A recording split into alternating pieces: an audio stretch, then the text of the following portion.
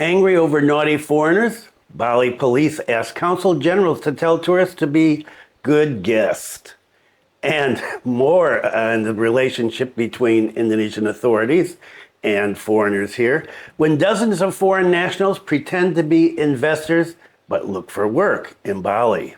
Yes, problems getting some more attention from the government. Not something that we always want as foreigners here. Stay tuned for details on these and other stories.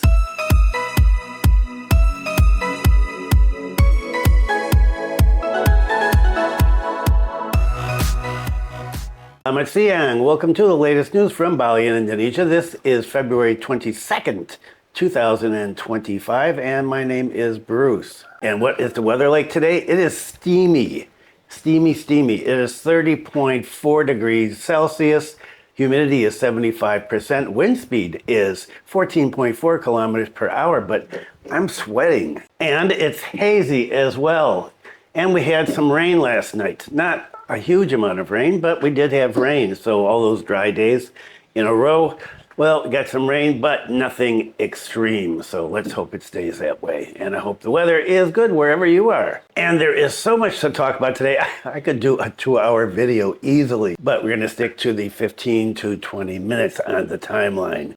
Let's get started with angry over naughty foreigners. Bali police ask consul generals to tell tourists to be good guests. Bali Regional Police Chief Inspector General of Police Daniel Adityajaya responded to the increasing number of foreign nationals who are frequently acting in ways that deviate from the rules and norms and even commit crimes on the island of Bali. In a press conference session at the Bali Police headquarters on Thursday, the chief said that as an effort to reduce the number of violations or crimes committed by foreign tourists, he would collaborate with the consul generals. We've gathered the consulates to convey to their foreign nationals from their respective countries that there are rules that must be observed. Come as a good guest, otherwise we are ready to take action, firm action, he said. Bali police established good cooperation and relations between the consul general and the honorary consuls.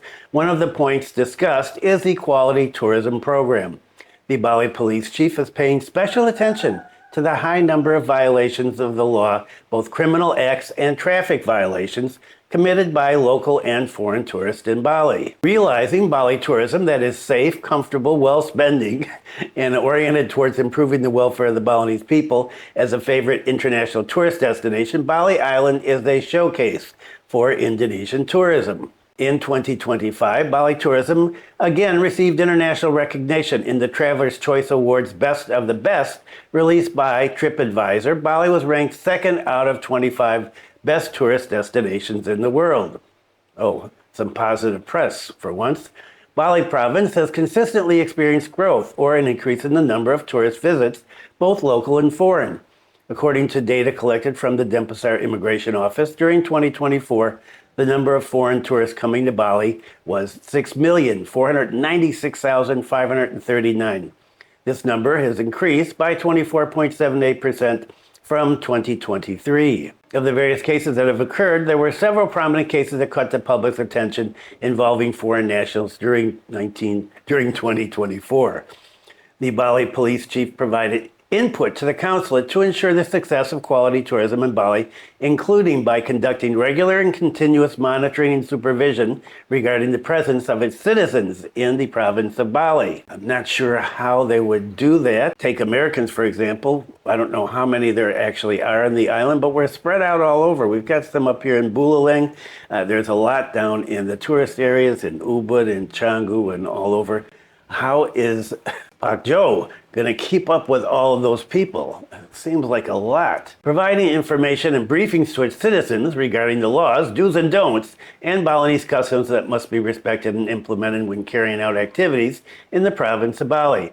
Appealing to its citizens if they are involved in a criminal act or violation of the law, either as a perpetrator or victim, to be cooperative with the police officers.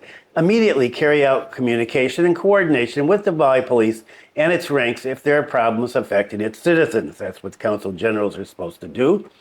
Providing information, suggestions, and input to the Bali police regarding law enforcement process or other issues involving foreign nationals. The chief said, "I invite all consul generals and honorary consuls present today to help maintain public order and security in Bali." Additionally, the Bali Police Chief will also intensify the placement of police officers in places prone for riots to minimize the potential for disputes between parties, like Finns. Future efforts should not happen again like this, talking about Finns. "We intensify members to places to minimize the opportunity for riots. If it happens, of course, there will be firm, objective, measured action, whoever is involved." And as I've said many times, as foreigners here, we really don't want to get authorities checking us out too carefully. Why? It's not because we're doing anything wrong, but because it just can be a hassle. And it's much nicer just to live like a regular, ordinary person here, like another resident, like a citizen. Well, we're not citizens, but we're residents. So let's hope that the people that are making life difficult for most of us, the overwhelming majority, knock it off and get deported. And speaking of getting deported, wow, a lot of deportations coming. When dozens of foreign nationals pretend to be investors but look for work in Bali. Immigration deported dozens of foreign nationals from Bali in the period January 14th to February 21st. They were deported for setting up fictitious businesses or looking for work on the island. They come from China, Russia, Pakistan, India, and Australia.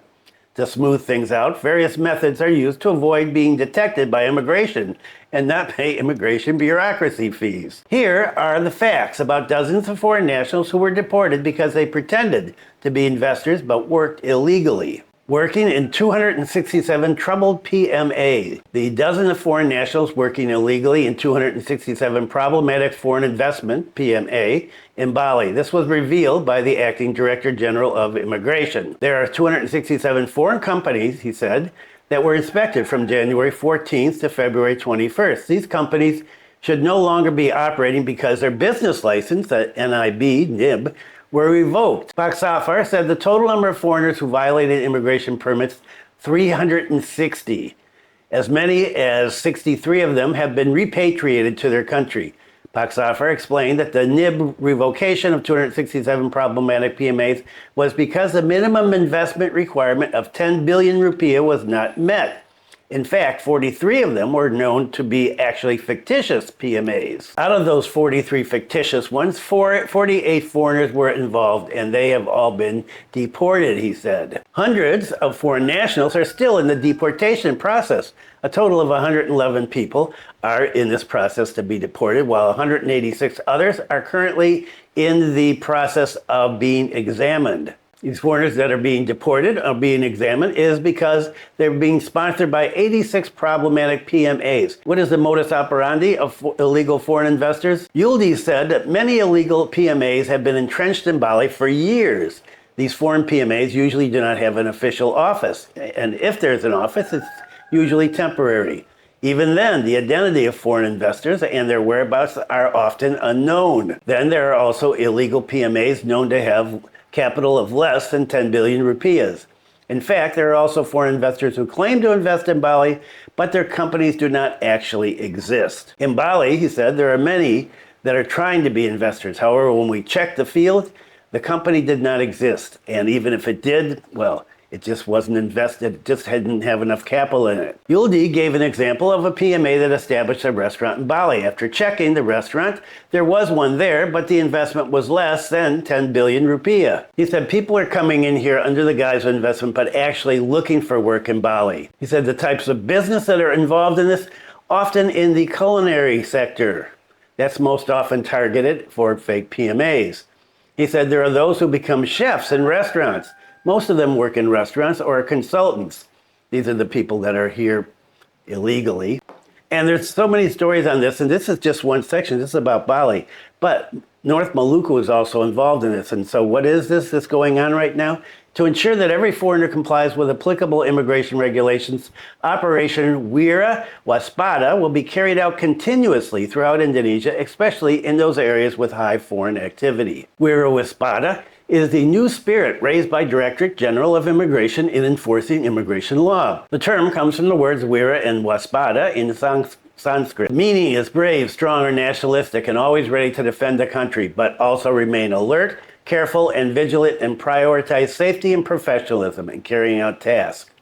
In a separate statement regarding the Wira Wispada operation, the Minister of Immigration and Corrections emphasized that immigration is committed to ensuring that every foreigner who enters Indonesia makes a positive contribution. We will not hesitate to take firm action against anyone who violates the rules and threatens order. And here is a case of some criminal activity. Light charges in the spotlight. Former Flame Spa Commissioner sentenced to 9 months in prison. Former Flame Spa Commissioner, Nitha, was sentenced to 9 months in prison by the Bali Prosecutor of the Bali High Prosecutor's Office in the trial process at Denpasar District Court. Meanwhile, the threat in law number 44 of 2008 concerning the crime of pornography is a minimum of 6 months and a maximum of 12 years in prison. Of the 5 defendants, there were 2 former high-ranking officials and 3 former employees, and they were all only sentenced to 9 months in prison. They are threatened with Article 29 of the pornography law in conjunction with Article 4, Paragraph 1, in conjunction with Article 55, Paragraph 1 of the Criminal Code. And so there is another trial that is scheduled for February 25th in just a few days, and this will be closed because it's an alleged pornography case. Long before the elected governor of Bali, Wayan Koster, gave his full support to the firm steps of the Bali police in maintaining the morality and positive image of the island of the gods from illegal businesses. I fully support the Bali police's actions in taking firm action against its illegal practice. We must work together to keep Bali from turning into a place for exploitation of dark businesses. In the case revealed from the raid by the Bali Police Criminal Investigation Directorate on September 2nd, 2024, prostitution business practices were found in the spa with a daily turnover of 180 to 200 million rupees. Wow, not bad. And so, light sentence for the first stage of this trial, and next stage coming up in a few days, as I said. And well, we'll have to see what happens. Not sure what's going on with the other spa that was also busted for prostitution. Haven't seen anything about that recently. And how about some corruption up here in Buleleng? Bali Attorney General's office raided property company in Buleleng. This is what they are looking for in an alleged subsidized housing case.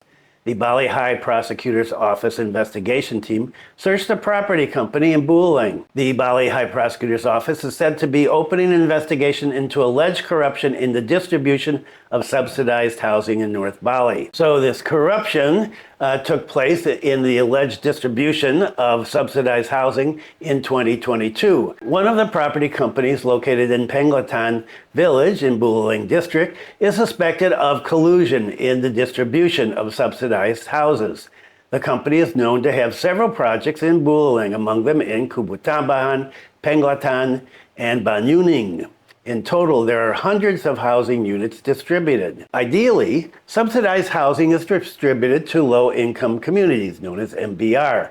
In accordance with the regulation, housing is distributed to people with a maximum income of 5 million rupiah a month. But in practice, many are distributed to the wealthy. Even monitoring by Jawa Post Radar Bali, a number of housing plots have been transformed into luxury homes. So there are indications of inappropriate subsidy distribution. It is said that the Bali High Prosecutor's Office has started the investigation process in early 2025. Now, this team has increased the status of the case to an investigation. However, investigators have not yet named a suspect. 2 days ago, the team conducted a search of the property company's office. The search took place from 11 a.m. to 6 p.m. Wow, they're doing their job. After the search, the team did not provide much explanation.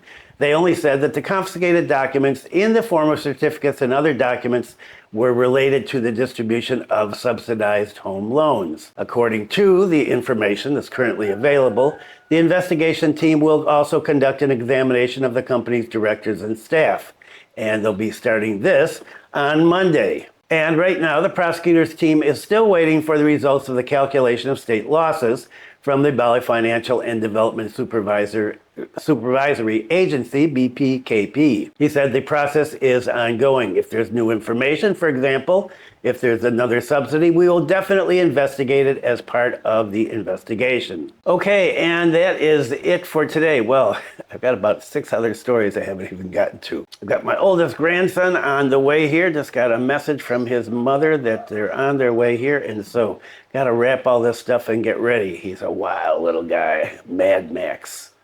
Okay, thanks for viewing. Be kind to someone today. Take care, and I will see you next time.